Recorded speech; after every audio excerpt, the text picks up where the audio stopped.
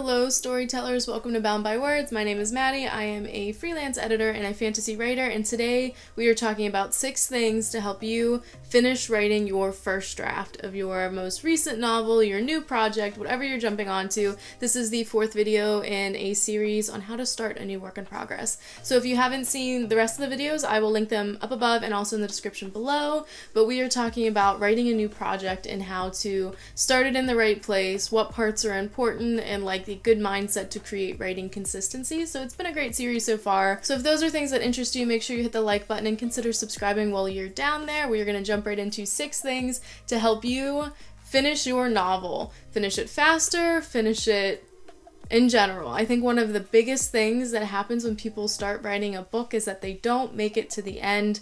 Don't remember what the statistic is, but it's something like 80%, somewhere around that, of people who start writing a book never finish. So we want to beat that statistic here. The first tip that I have for you guys is to set public writing goals. Now, not all of us have writing platforms and social media. Not all of us have, YouTube channels or Instagram or whatever like dedicated to this. You might just have personal social media. You might just have friends and family that you converse with in real life, but make your goals public knowledge to the people you interact with most. Whoever's checking in on you, whoever's asking how your job is or how school is, let them know that you're writing, because they're going to be the people who are going to follow up and say, hey, how was that book you're doing? Now, it's like probably one of the best things that peer pressure can do for you, and it's something that I think a lot of people avoid, because if you tell somebody you're writing a book, then you can't back out, but that's the point here. I actually think that it's totally okay to change your mind. So if you decide to write a book and then you decide from the bottom of your heart that you just don't want to write a book anymore, that it is okay to say, you know what, I'm going to put this book on the back burner in my life and I might not pick it up again. But if you really want to write that book and you really want to finish it, then somebody asking you how your book's going is going to create a sense of guilt. If you feel guilty for not finishing it, then there's a good chance that you should have put it down in the first place, because you clearly have a story to tell still. So set a public writing goal, whether you just announce that you're writing a new book, even if you're just posting surface level things like, I just started a book, I'm writing fantasy, this is my first go at this. It doesn't have to be, word counts, doesn't have to be anything specific. You don't have to share your working title, you don't have to share your characters' names. You just post that you're doing it. It'll make you more likely to finish it. So it's definitely something you should take advantage of if you are in writing groups or writing communities, or if you do have a social media account that post activities regularly. You're going to be even more so inclined to finish writing your book, because you're not going to want to post that you didn't, basically. Tip number 2 is to embrace placeholders in your book.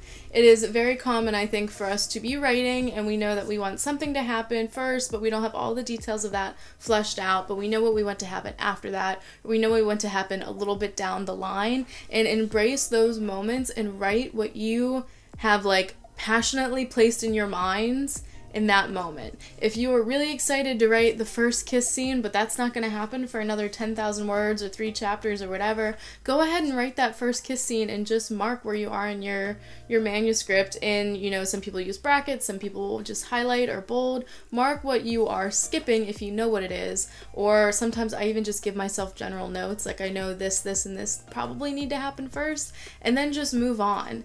You skipping the parts that feel a little bit daunting or draining to write, or skipping the parts that you just haven't figured out yet, will get you closer to the end. Now, when you end your manuscript, you might not have a complete draft because you will have like all these place markers, but it is much better to have a beginning, an entire elaborate story with a climax and a resolution with some holes missing, than it is to not have a complete book because halfway through the rising action, you got a little bit stumped and you didn't want to put a placeholder, so you stepped away and you never came back to it. So embrace those placeholders, because they will help you get to the end of your book faster. 3, this one is so incredibly important, and I think every writer needs to do this a little bit better no matter who you are, and that is embracing criticism well. There's going to be many stages of reading and reviewing in your writing process. A lot of people choose not to share anything on their first draft. Some people don't even share things until their, 3rd or 4th draft, whenever they just start to think about publishing or, making it a more complete sense of a story, getting feedback. But it doesn't matter when you're getting feedback. Learning how to accept criticism well, and also learning how to give criticism well, is a different topic, but learning how to accept criticism well will help you get closer to the end of your book with less heartache. if you're sharing your goals with somebody and, you know, they say something that might not be positive about either your writing goal or what you're writing on, then being able to take that with a grain of salt and saying, but it's my book and I'm going to tell this story because it's what I'm passionate about, or I put a lot of planning into this and a lot of other people really love it, so I'm going to continue to write despite that criticism, and I want to see the end of my book. Now, if the person who's giving you criticism is good at giving you criticism, then there will be some sense of growth and development and maybe something you can work on while you write, whether it's just, you know, using less adjectives or making a character more interesting. That's something that would be really beneficial to know, you know, in the middle of your first draft instead of at the end. But if it is just, I don't like this and I have all of these things to say about the parts I don't like and why, then being able to either stomach that or let it go in one ear and out the other will help you write not just this book and not just finish this book, but it'll help you continue writing in the future with your next project. Number 4 is something that I struggled with a lot when I started writing, and I still occasionally tumble into this one, but it is finding an organization system that works for you. And I cannot stress this enough, because the reason I put down my first book, and I have seen this happen to a lot of writers, is because I was still figuring out how I wanted to write and where I wanted to write. You know, I would jump between Word and Google Docs and Scrivener, and then I found For the Words, which is like a writing game, and I was like, this is so cool, I want to write in For the Words. And because my book was in a bunch of different files and formats, and all I had was like, I labeled them sometimes with a date, sometimes with a little bit of what was happening, I felt really discombobulated. I got to a point in my story where I felt like I was at a weak part, like in my story, and I didn't know how to approach it or fix it, I didn't know how to move past it, and then I had this overwhelming sense of, well, my story seems like a pile of like papers that I dropped on the floor anyway.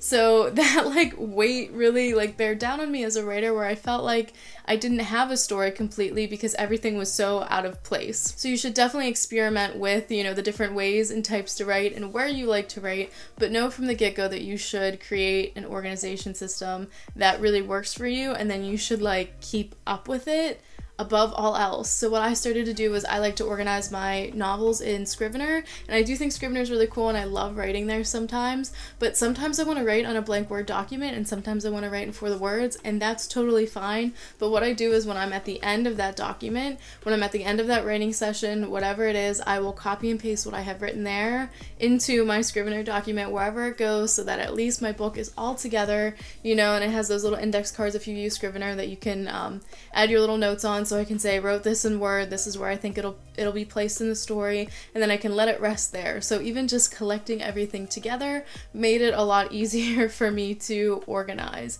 This could work just as easily if you don't have Scrivener, if you just create a file on your desktop or wherever you do save your writing, and you just save all of your Word documents there. You know, you might have to save your Google documents as PDFs if you do that, but it's really easy to do. You just go to File, Download, and then Download as PDF, and then you can throw those all in the same folder and keep them all together. Some people even print out their manuscript whenever they're drafting so that they can developmentally edit. I like to have mine entirely drafted before I do that, but if it works best for you to print them out as you go, just to have a tangible paper that you can move around and stack up in a binder, then that is great too. Tip number 5 on how to finish your book.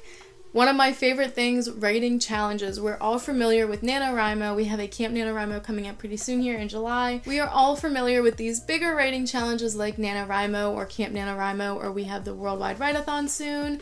And these are things that other people organize that we just get together as community and we write.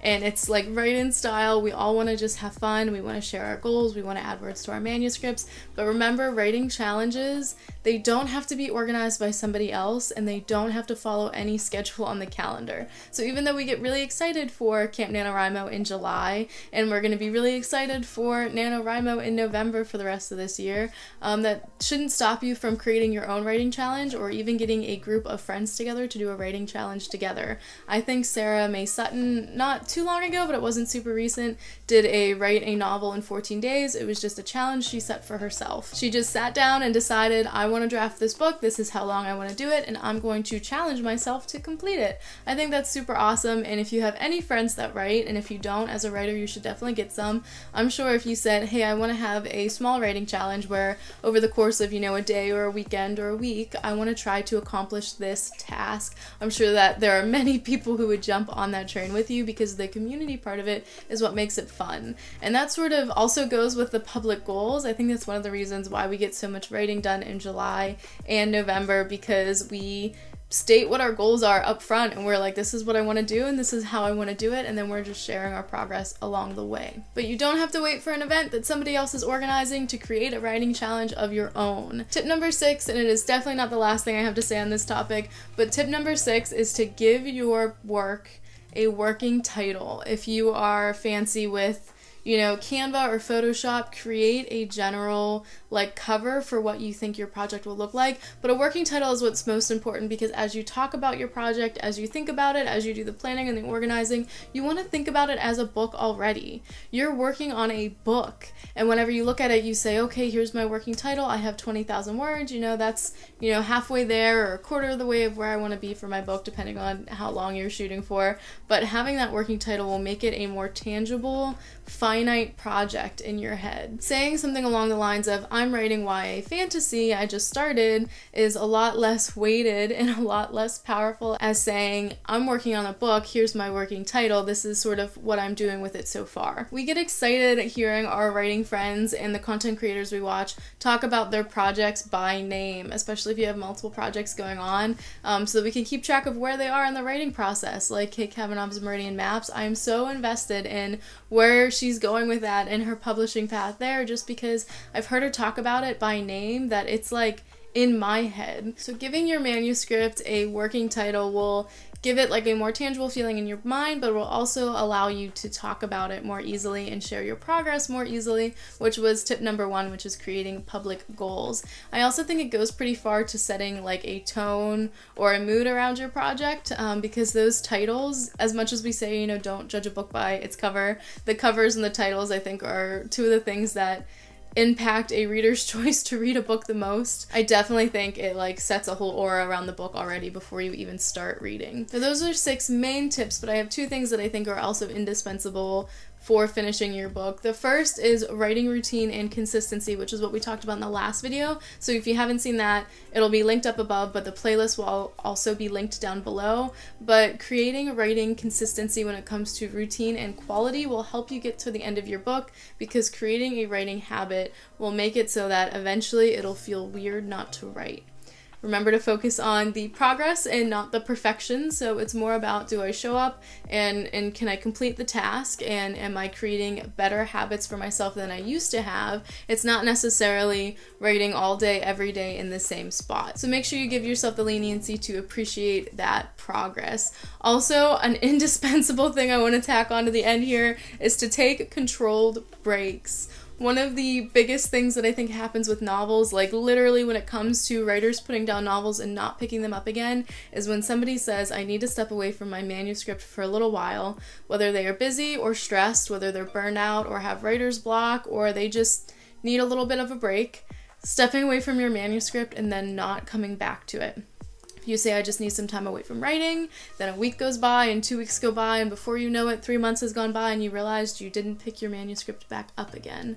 So definitely take controlled and mindful breaks. If you're going to take some time away from your manuscript because you need it, definitely do that, but then think about, when do I want to start writing again? Say, I want to take a weekend away, I'm not even going to think about my book, but then on Monday, I'm going to sit down and I'm going to see, am I ready to add new words? You can set reminders in your smartphone now very far off into the future, so even if you take, 2 weeks or a month away from your manuscript, you can always set a reminder just so that you think about it, so it crosses your mind again. Thanks for joining me in this How to Write a New Work in Progress series. If you have enjoyed it and gotten anything out of the series, please consider subscribing and hit the like button while you're down there. I'll see you guys next time.